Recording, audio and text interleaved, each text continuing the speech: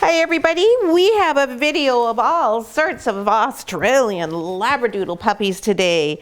These mini Labradoodle puppies are 7 weeks old, and today we are doing their final update video for you.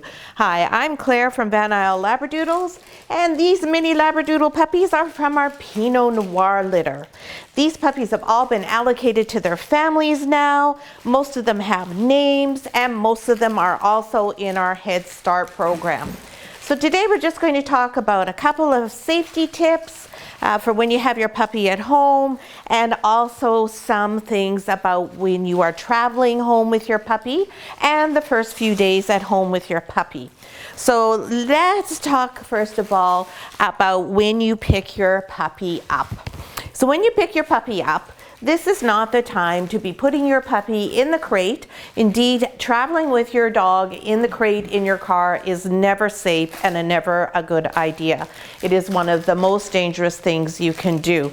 The crate becomes a moving target in your vehicle. The crate can crack, fall apart, fly out of the vehicle, and not result in good things for your puppy. So what you want to do is have them in the booster seat. Almost everybody in this litter is getting our puppy starter kit, so their puppies will be all safe and sound in their booster seat. And all but 2 of the puppies in this litter are in our Head Start program. And oh my goodness, these puppies are just doing so well at Head Start. They are all brilliant in the car. They're already all sleeping by themselves in their crate without making a peep, all the puppies in the Head Start program, that is. And in the car, they're already all quite used to being in the booster seat. They love it. They like being up high, looking out the window. And now that they've gotten used to the first initial excitement of what a booster seat is, they are starting to just get in, go, oh, good, a car ride, settle down, and fall asleep. Now that's exactly what we want to see. Now for when you pick your puppy up, you don't want to use the booster seat that day. No, you don't want your puppy separated from you on the trip home. Lots of our families come from the Lower Mainland, Vancouver, Abbotsford, Surrey, Coquitlam. We have families from Kitimat, we have families from Calgary, we have families from Regina, we have people from all over Canada, and indeed even in Europe getting our puppies. So the travel time is a really important time and a fantastic opportunity for you to bond with your puppy. Now, as the saying goes, you don't get a second chance at making a first impression. So it's really important the first time you meet your puppy and travel home, and the next few days are really positive, good experiences for your puppy. So how do you do that? Ouch, ouch, ouch. So the first thing you do is when you come to pick your puppy up, you don't come rushing out, and you don't try and put your hands over your puppy or pick them up right away. You just wait quietly. Sitting on the ground is the best thing. You just wait for your puppy to come to you. Because of course they're going to be a little, why am I here by myself? Who are you? What are you doing here? And they're going to want to hang out near where we are because of course they know who we are. Don't you? Yes, you do. Hello, Raven. Hello, Sparkle. So just be patient, give them a couple of minutes to come over to you, hey Raven, and let them make those first moves. Now that's an important thing to remember once you get your puppy home, to teach all your friends and anybody who comes up and wants to meet your puppy, hi Nikki, and interact with your puppy. If someone says, can I pat your puppy? Say, sure. Please just wait for a moment, get your puppy settled, and then chill them. Don't come up like this. Don't go like this with your hand. Those are all things that dogs hate. They are all things that scare them, and they're things that people tend to do without thinking. So show them how to approach a dog properly from the side, with their hand on the side. Let the puppy go to them first, and then no hands over top of the head, just on the side of the head under the chin, that sort of thing. And if your puppy doesn't want to meet them, if your puppy's like, I don't really want to go over there, Don't make them. Just say, okay, fine, and move along, and just tell the person, oh, sorry. Ideally, you will give them a treat and have them offer the treat to your puppy as well to help encourage your puppy to go and make friends. But your puppy's not going to like everyone. Generally, I find if puppies don't like someone, probably I'm not going to either. So trust your dogs. They generally are better at that than we are. So everyone who comes into your home, your children, your parents, whomever's interacting with the puppies, make sure they're all aware of that. You want your home to be a very quiet, tranquil place without a bunch of people coming over to meet your puppy for the first 2 or 3 days at least. Don't overwhelm them with a bazillion friends, grandchildren, family coming and fawning over them and squealing and making a big production. You want it to be as gentle and easy and quiet a transition as possible. Because of course this is a major thing for your puppy. They're leaving the only home they've ever known and they're going to your house. Now all the puppies in the Head Start program will be quite used to being on their own and removed from their litter mates. So it'll be far easier for those puppies and they will also be very used to being with other dogs. So if you're bringing your puppy home into a family where there's other dogs, these Head Start puppies will of course been introduced to that, and cats if you happen to have a cat at home as well. Oh my goodness, Cody just says, I want to be the star of the show right now. Pay attention to me. Yes, pay attention to me. So when you have the puppies jumping like they are right now, this is when you want to start encouraging good behavior. So for all the puppies in the Head Start program, we're starting to encourage them to learn that they get attention when they're not jumping up on us, but when they're actually waiting with 4 feet on the ground. This is something that's a hard thing for puppies to learn. It's hard for dogs to learn. All our dogs do jump up and I don't really worry about it that much, but ideally that's not what you're supposed to be doing. So they're trying to steal my mic pack out from under my shirt and eat the wires, so let's put those back up under my shirt there. Yeah, that was you, devil. That was you, devil. Yes, it was, you little rascal, you. Oh my goodness, you were trying to eat the wires. What a terrible puppy. Oh, terrible. So you want to reward your puppy always for good behavior, and don't take it for granted. So when your puppy is doing something great and you're here, now look at Gwai's perfect. Good boy, Gwai. Then before he jumped up, he was sitting and waiting because he's already learned that in Head Start. Good girl, Nikki. She too has learned that. Good girl. And that's the type of thing we want to reward. And then we just gently redirect them when they're jumping and doing something we don't want. But you want to be sure that you don't miss those opportunities to reward the behavior that you want them to do. And of course, you're going to want to take your treat pouch that comes in your puppy starter kit. Again, I think everybody except for maybe 1 or 2 people in the litter have the puppy starter kit. That treat pouch is specially designed, especially for working with puppies. It will last your whole life, but it's particularly designed for puppies. Make sure you always have that on you, and you will get an extra little small one. So if there's 2 of you, 1 of you each have one, and give them a little treat when they are behaving the way that you would like them to behave. You'll see Gwai just jumped on me rather than sitting, so I'm just going to ignore him. You don't have to get all upset and yell at them and tell them no. You just ignore when they do something like that. And then when they behave how you want, then you reward. That's what you're doing at this stage of the game. Right, guys? Yeah. Oh my goodness, such good puppies. Such good puppies. Now, the other thing you're going to want to do is start practicing your body language so that they understand your body language, so that they know when you want their attention, when you're upset with them, when you're happy with them. So it's a little hard when we've got all 9 of the puppies here because they egg each other on. But basically, when you want their attention, which usually isn't hard, but you want to go, hey, puppies, puppies, puppies, puppies, puppies. Oh, good puppies. Yay, puppies. Yeah. Oh, good puppies. Yes, very good. So a little bit of a higher, happier voice and just a soft clap to get their attention. The other thing is in your puppy starter kit, you'll have all the appropriate toys to get attention. So when they're biting you like they're doing right now, what you want to do is go stop the behavior with something that distracts them. So the sound distracts them, and then you want to give them something that's way more fun than you, way better than you to chew on, which would be the same toy that has the squeaker in it. So generally speaking, when the puppies are this age and we're working with them, I always try to have a toy that does have a squeaker in it, so I can let them, so I'm able to get their attention quickly.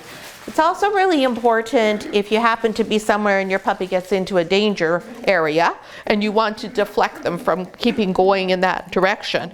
You just squeak the toy and call them in your nice voice, and then they'll stop and they'll look at you and come to you.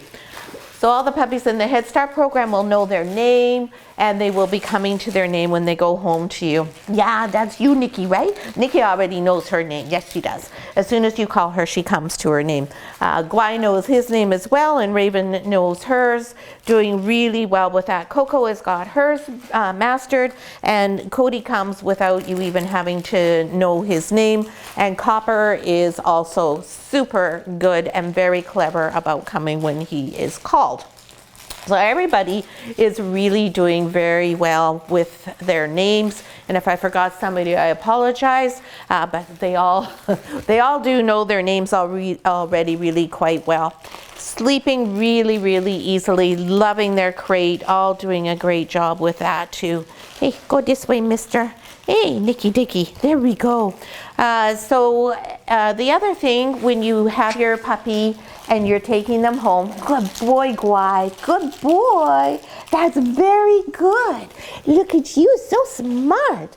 Mr. Guy is learning some extra things because he's going to the Netherlands, but he's here with us until August. So he's got lots of time to learn all sorts of things. The other thing the puppies are all working on in Head Start is where to pee, and they're all doing quite nicely at that. I'm really quite pleased with how they are being successful with peeing and pooping in the right place. Now these puppies are all huge fans of the outdoors.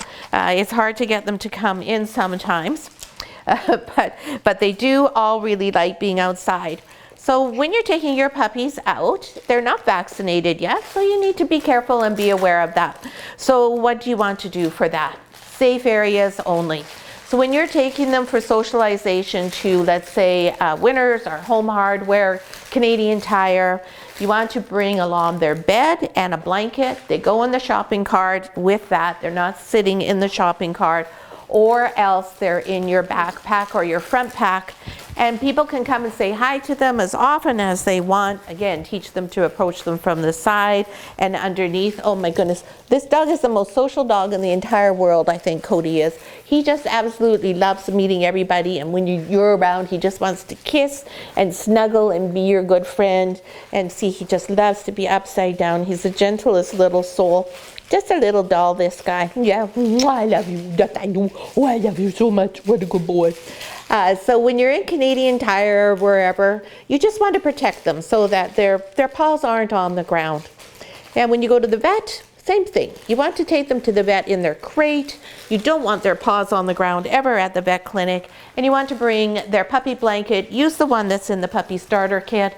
Put that on the table, and then you know that they're perfectly safe. Quit eating the microphone wire. Oh my goodness, you guys are so bad. Terrible dogs. And the other thing you want to think about is your own clothing, and especially your footwear, because you can be anywhere and bringing home all sorts of diseases and issues for your puppy. So have a different pair of shoes that stay outside than what you wear in the house, or take your shoes off and put slippers on, whatever works for you. Shoes with young puppies are a good idea because they bite. It's really nice to have a little bit of protection on your feet, because toes are always one of the most favorite things in the world. I tell you, you boys, you're just always bears for attention, aren't you? Big bears, just bears for attention. Yes, I love you. Yes, I love you too. You are so good. You're all so good. Yes, you are. Just the very best puppies. So just keep that in mind. Same as if you have to, for some reason, go to somewhere where there are a lot of dogs you don't know. Change your clothes. Don't have your puppy exposed to those clothes. You don't want your puppy to be playing with dogs that are going to daycare or in group pack walks. If you have friends who have dogs who are vaccinated who don't attend those types of things, perfectly fine to have your puppy interacting with them. Because what you don't want to do is have your puppy shut up inside and not meeting anybody. You want them to get out and you want them to be out and about and socialize, but you also want to be sure you keep them safe. So common sense. You're certainly not going to go to an animal shelter. You're certainly not going to go to a daycare or a boarding facility. Absolutely not to a dog park. We don't recommend you ever attend a dog park. Those places are not safe for dogs under any circumstances at any age. And when you're walking, just make sure you're walking in an area you're familiar with, where you know the neighborhood, the dogs, your own neighborhood, obviously. Keep an eye out for what your puppy's putting in their mouth. You don't want to take your puppy camping yet, not until they are 2 weeks past their last set of shots and they actually have full immunity. There they are, stealing my microphone again and trying to eat it all. So I'm just going to take the microphone and put it right down my pants, because that's about the safest place it can be. So these are kind of the things you have to think of when you have a puppy. How can you set them up for success? So they all want to eat the microphone cord, and so you need the microphone cord for what I'm doing. So what do? Well, you put it where they can't get it. Problem solved, because you're not going to convince them to not be chewing on it. It's just going to be an exercise in futility and frustrate you and your puppy. So what you need to do is find something far more interesting than the microphone cord. So they have all their toys over there. I don't have one right next to me that I can use as a distraction, but you want to always be finding something that's way more interesting than you are, and you just offer it to them. Same as when they're trying to chew on your clothing, yourself. You go, hey, what's this? Oh, what's this, puppy? Oh yeah, look at that. And see how they all respond to voices? So your tone of voice is your most important thing for your puppy. That's where they're going to get their cues from, your tone of voice and your facial expressions. So take some time and look at yourself in the mirror. So what do you look like when you're saying no? Do you look like this when you're saying, hey, no, don't do that? That's not going to be very effective. Do you look like this when you go, no, that's bad, don't do that? That's going to be way more effective. And when you're happy and you're calling your puppy, are you going to say, oh, hey, Raven, come here. Are they going to come? But if you go, hey, Raven, hi, Raven, hi, come on, Raven. Good girl, Raven. Oh, what a good puppy Raven is. Good girl, yeah. And a treat, then you're going to get lots of compliance. So lots of nice clapping, happy, excited. Come on over here. Squeak a toy, anything like that to teach them to come.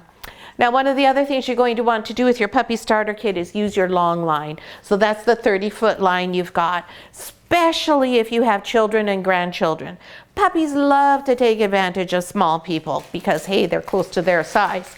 So get everyone to sit in a circle together, put the long line on the puppy's harness, that's also in your puppy starter kit, and then you sit in a circle and you take turns calling the puppy to you. The long line is there so if the puppy's not responding to someone, so when you're 3 or 4, if you have a grandkid who's little, they're not going to be able to follow your instructions where you tell them to use their happy voice. They're just going to say, hey, come here, Raven, Raven, and they may not even say the name all that clearly. So then you use the long line to gently pull the puppy towards the person who's calling them. Then they get lots of rewards. And you just go around the circle using the long line. Huge advantage.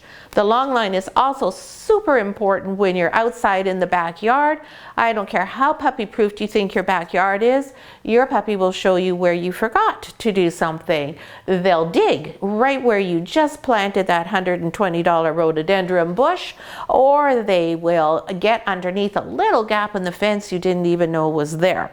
If you have your puppy on the long line when they're outside, plenty of space with those 30 feet to run around, feel like they're free, but you still have complete control over them. And then later on, when your puppy's a little older, you're going to use that 30-foot long line for decompression walks. So when I take Ripple out for a walk and we're doing a decompression walk, I clip on that 30-foot long line. She can go, she can sniff, she can be around, but I have her always under control. So if she thinks she's going to wander into the neighbor's yard, I can redirect her readily without any worry whatsoever of her getting into trouble. If a car comes around the corner that we're not expecting, One thing that's really problematic with electric vehicles becoming more and more popular is you don't hear them coming, and neither does your dog. So there's not a lot of warning. So now if somebody comes around the corner and I don't see them, I've got that leash right there. She's right next to me by my side. I don't have to always rely on her being 100% perfect at her recall.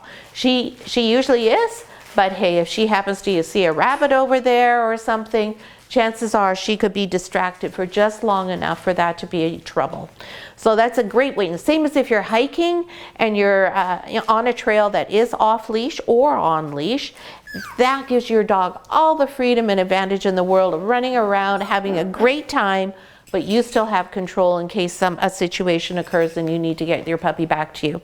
And the other thing you can do is if you happen to be a runner or any other, if you bike, you can use the hands-free leash that's in your puppy starter kit, attach the long line, and then you have your hands free and your puppy's having a great time while you're running or biking. Not going to be doing that till your puppy's a year old, but these are all things about how everything in your puppy starter kit grows up with your puppy and works going forward. So that's pretty much the main tips and tricks. If you're going on the ferry or you have a longer trip home, all of you will get food for that day's dinner sent home with your puppy so you can feed them in your vehicle. If you've got your puppy starter kit, you'll have the dishes there so you can use that for their food and their water. If not, you'll have to bring your own. And of course, the pee pads that come in the puppy starter kit, you can just take one out, put that in the back of your vehicle so they can use that. Because at the ferry terminal, the place you do not want them to go is the pet area. Not the pet area outside and not the pet area in the ferry. These are the danger zones for dogs who are unvaccinated. So ideally, you just want to keep them on the tarmac with you or on the deck. Wipe their paws off with, again, you will get wipes in your puppy starter kit. Those are great. You can just wipe their paws off. You get everything off. They're safe then. And just put the pee pad just outside of your car. They'll go on it because that will be what they've learned in Head Start. So they'll know exactly where it is that they should be going. So that's basically it for your pickup and everything. These guys are a smart group of puppies. They're all going to do really well in their puppy socialization classes. If you haven't already, please send me your information as to what classes you're going to and what the dates are for those to comply with the terms and conditions of your purchase contract.